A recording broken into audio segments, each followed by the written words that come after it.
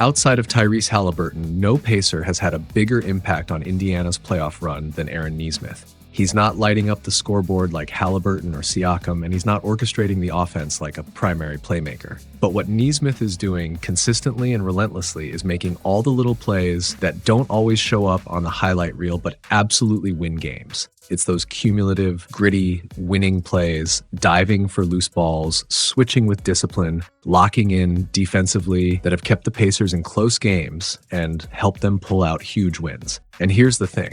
Nesmith is the only player on the entire team who ranks top 3 in both offensive and defensive rating this postseason. That's an elite two-way impact. Just look at what he's done in the finals alone.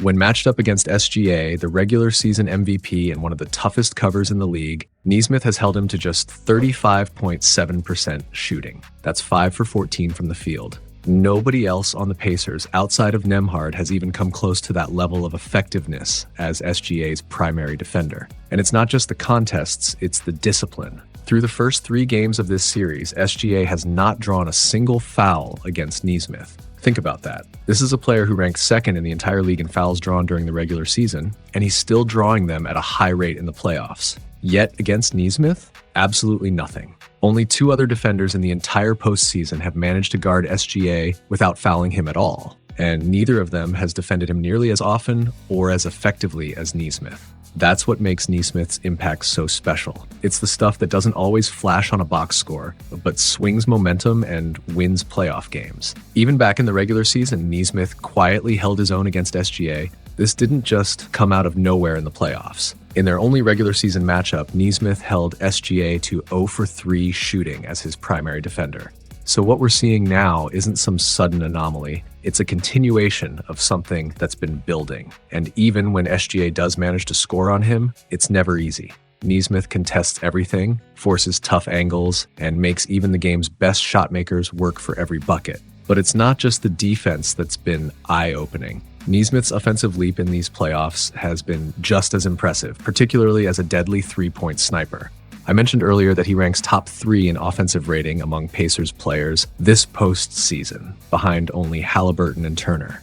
And a major reason for that is his ridiculous level of efficiency from beyond the arc. Among all players this postseason who've attempted at least 5 threes per game, Nesmith ranks 3rd in efficiency, knocking down an absurd 49.5% of his threes. The only players ahead of him?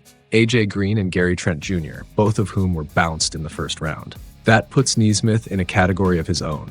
No one left in the playoffs has matched both his consistency and volume from deep. And it gets even better. Nesmith's shooting hasn't tailed off late in games, it's actually gotten better. In the 4th quarter of these playoffs, he's shooting a scorching 52.4% from 3. That's beyond just clutch. In fact, if you look at the numbers quarter by quarter, his 3-point efficiency increases as the game goes on, rising by an average of more than 2.5% each quarter. And let's not overlook just how clutch he was when the pressure was at its peak. In the playoffs, with under 2 minutes left and the score within 5 points, what we define as true clutch time, Nesmith shot a ridiculous 66.7% from 3. That was tied for the best mark among all Pacers, right alongside Nembhard. It didn't matter how the shot came, catch and shoot, pull-ups out of the pick and roll, off-ball movement, in transition, wide open, or tightly contested, Nesmith turned every type of 3 into a weapon. No look was a liability. But what truly sets this postseason apart for him is the leap he's made since last year. Not only has his shot volume increased across all those different types of threes, but his efficiency has practically doubled in each category. That kind of growth is rare. Remember, this is a guy who was part of a Pacers squad that reached the Eastern Conference Finals last season. Yes, they were swept by the Celtics, but it was one of the most hard-fought sweeps we've seen in recent playoff history.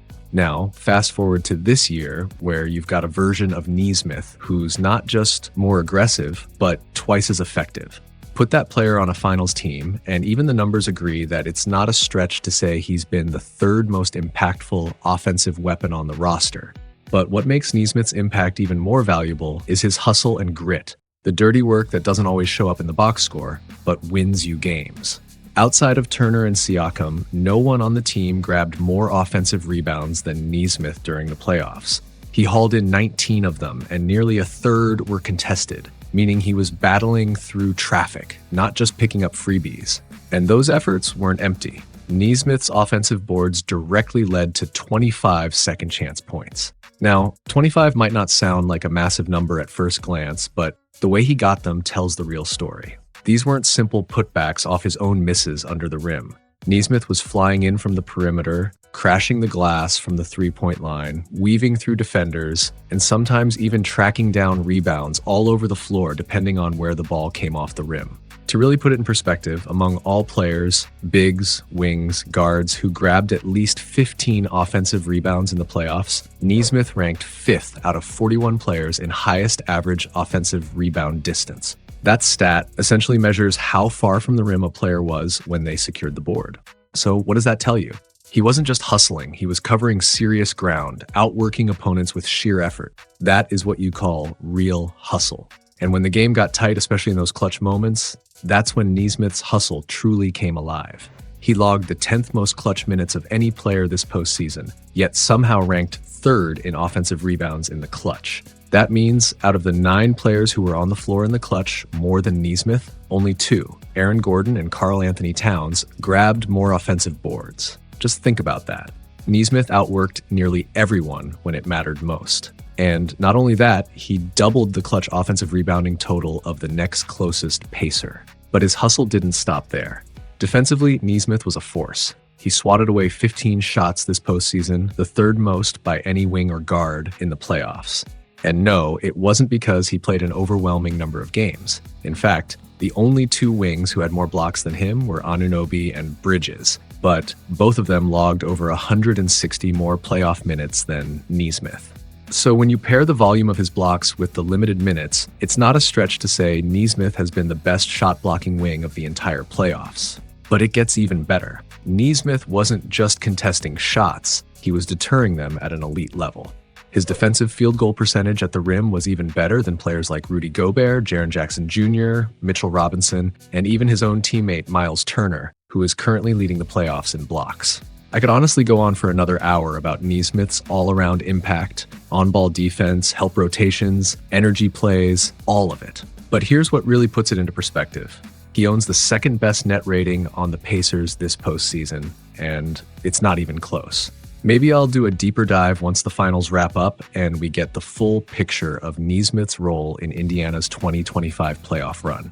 But until then, as always, thanks for tuning in. I appreciate your support, and I can't wait to break down more film with you next time. On the side, I don't know what the controversy there was. Nesmith, it's a 3. It's a 2-point game. Oh my goodness. It's a 2-point game with 22 seconds to go.